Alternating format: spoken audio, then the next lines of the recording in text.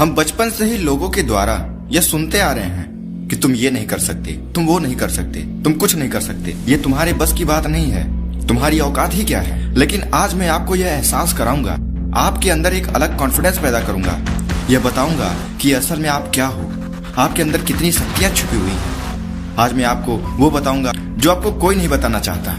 अगर आप हमारे चैनल पर मौजूद और चेतन मन से संबंधित कोई भी वीडियो देखे होंगे तो आपको एक बात अवश्य ही पता चल चुका होगा कि हमारा दिमाग कितना ज्यादा शक्तिशाली है।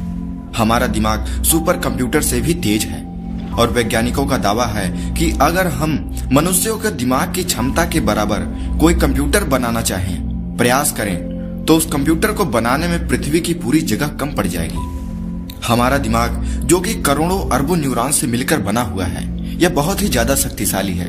बस हमें इसकी शक्तियों को पहचानना और उसे दोबारा से एक्टिव करना है। अगर हम अपने दिमाग में मौजूद न्यूरॉन्स की संख्या और उसकी वर्किंग पावर यानी कार्य क्षमता को बढ़ा दें तो हमारा दिमाग भी वैज्ञानिकों की तरह तेज हो सकता है। जैसे स्वामी विवेकानंद और भी बहुत सारे व्यक्ति जिनके पास असीमित बौद्धिक क्षमता थी और जिन्होंने अपनी बौद्धिक क्षमता और उसके कार्यों से दुनिया को एक नई दिशा दी है, दुनिया को एक नई ऊंचाई पर पहुंचाया है। दोस्तों, आज की इस वीडियो में हम बात करेंगे आपके दिमाग की अद्भुत शक्ति और आपकी बौद्धिक क्षमता को और अधिक बढ़ाने के कुछ रामबाण तरीकों के बारे में। अगर आप इंसान हैं तो आपके लिए सिर्फ सांस लेना और खाना पीना ही आवश्यक नहीं है, बल्कि आपके पास एक तीव्र बौद्धिक क्षमता का भी होना आवश्यक है, क्योंकि यही आपको जमीन से लेके आसमान तक पहुंचा सकता है।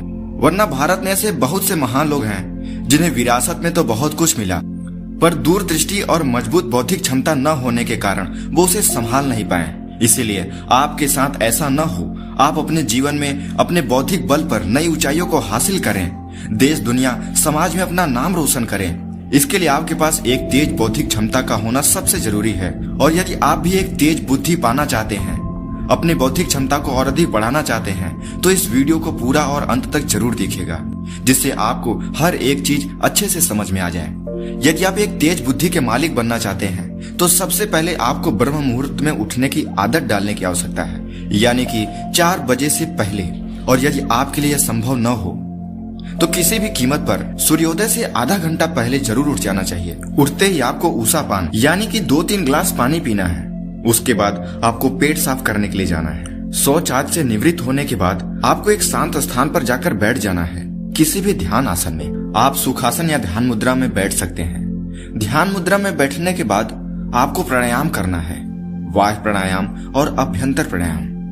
दोस्तों, सबसे पहले आपको वायु प्राणायाम करना है। आपको मुंह बंद करके नाक से लंबा और गहरा सांस लेना है और नाक से ही सांस छोड़ देना है और फिर अपने सांस को वहीं रोक देना है।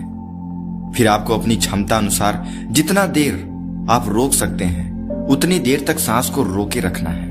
जब आप सांस न रोक पाए, आपको कोई असुविधा होने लगे, तो आप सांस वापस से भर लें। इस क्रिया को आपको 4 से 5 बार करना है।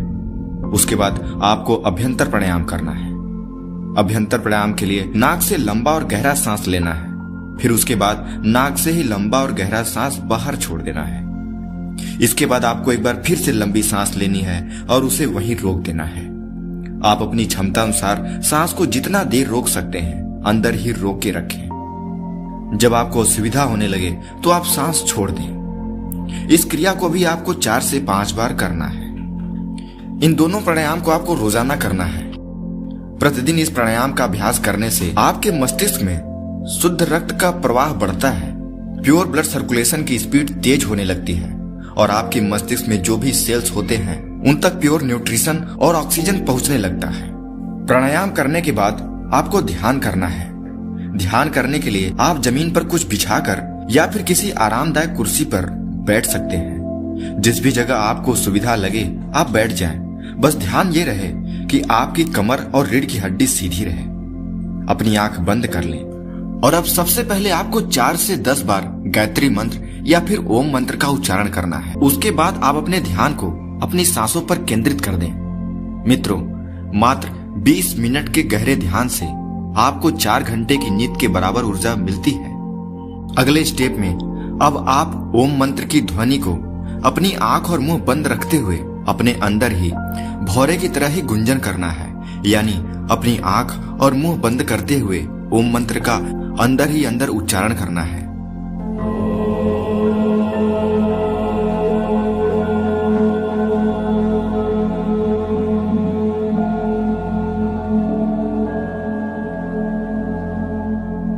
आप अपनी एक एक सांस पर ध्यान केंद्रित रखते हुए ओम मंत्र की ध्वनि के साथ उसे जोड़ देना है।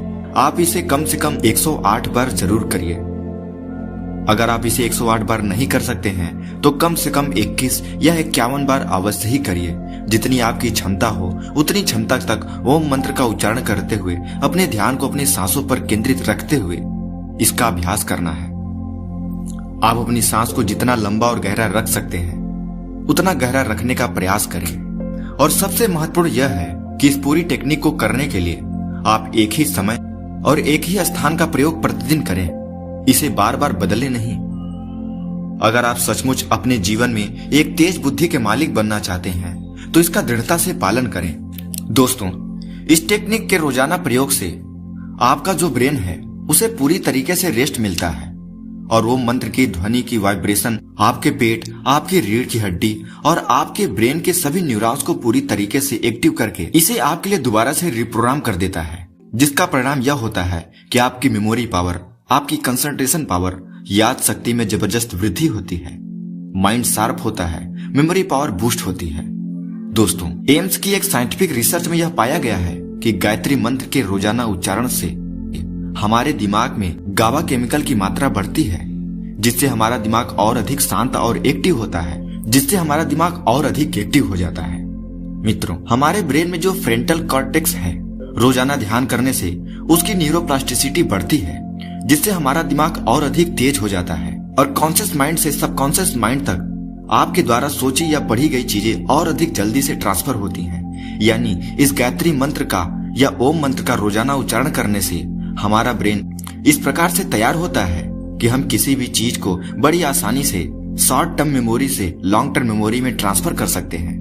दोस्तों, जब हमारा कोई भी विचार हमारे अवचेतन मन तक पहुंचता है तो उसका परिणाम क्या होता है आप तो जानते ही होंगे। हमारा सबकॉन्शियस माइंड उसे रियलिटी में बदल देता है और इस टेक्निक का रोजाना अभ्यास करने से हमारी किसी भी चीज को लंबे समय तक याद रखने की क्षमता में वृद्धि होती है।